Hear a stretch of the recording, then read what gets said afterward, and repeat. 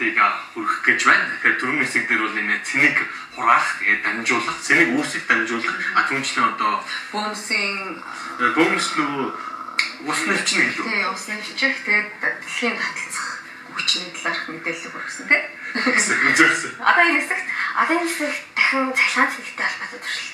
Тэгээд энэ бол түрнэгт адилхан байна. Цэнийг хураах чинь. За. Цэнийг аваад энэ саруулыг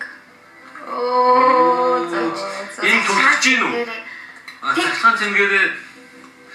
Цахилгаан цэнгээрээ энэ суруулыг түлхэж гин гэсэн үг шүү дээ тийм. Тэгээд энэ царууланд бас тодорхой хэмжээний цэнийг байгаа юу өөрийнх нь? Тэр хоёр түлхэлцэж гин гэсэн үг. Хоёр цэнийг гэдэг юм. Өөрт ер нь аливаа зүйл өөртөө тодорхой хэмжээний цэнгтэй гэж. Тэгээд эн чинь гэхдээ энэ хоёр хоёулаа ижил цэнгтэй болж байгаа учраас түлхэлцэж байгаа тийм. Ижил болох түлхэлцэж байгаа. Хэрвээ энэ хоёр цэнгийн адилхан байсан бол эсрэг бол наалтч. Тийм хөдөлгөхгүй юм шүү. Үгүй наалтч. Тийм үү. Тийм ижил цэнэгтэй бол түлхэлцэн, эсрэг цэнэгтэй бол ч наалтч шүү.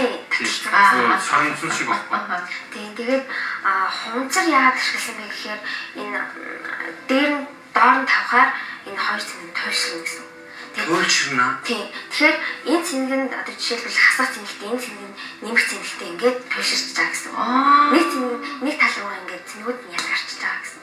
Тэрийг тойршрах гэж байна. Ингээд тавьчихаар хоёр талын туйл руугаа цэнэг нь хуваагдчих юм биш үү те? Тэгэж хуваагдахад энэ доотлын зүйл чинь гол нөлөө үзүүлж байгаа юм уу те? Тийм. За чи унгахгүй гоё эргүүлэн шүү заа. За.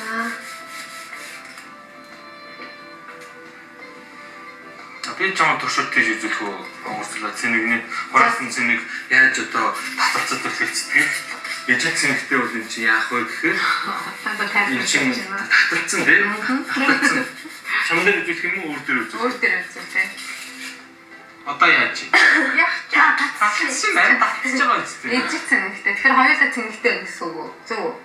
Ижил цэнэгтэй байна. Нэг нь хасах, нэг нь нэмэх гэсэн. Таны ус одоо нэмэх гэсэн. Наач нэг хонцрыг наасан дүрхээр үргэлж хасах цэнэгтэй юм гэж байгаа юм чинь. Тийм үргэлж хасах цэнэг гарна шүү. Тэгэхээр тань ямар цэнэгтэй байна гэсэн. Нэмэх. Тэгэхээр чинийх ч гэсэн хэсгэл байх л та. Наач юу яахгүй. Цэнэг дадчих. Нэг шиг. Би чинийхийг яг үгүй бас. Өөртөө хүний хоо үзмжинд хардаад явах үгээд ганцхан ус татлаа шүү. Яг их шүү татчих нэг гэж шүү. За баярлалаа. Маш ойлгомжтой тайлбарлаж өглөө. Тэгэхээр дүндэг сургуулийн 6 дугаар ангийн сурагчийн хичээндээ баярлалаа. За мөн түрүүндээ суглаад туршилт үргэсэн хонгор цогтой баярлалаа. За их баярлалаа. Тэгэхээр нэвтрүүлгийн дараагийн хэсэгтээ шилжихэд бэлэн болсон байна. Дараагийн хэсэгт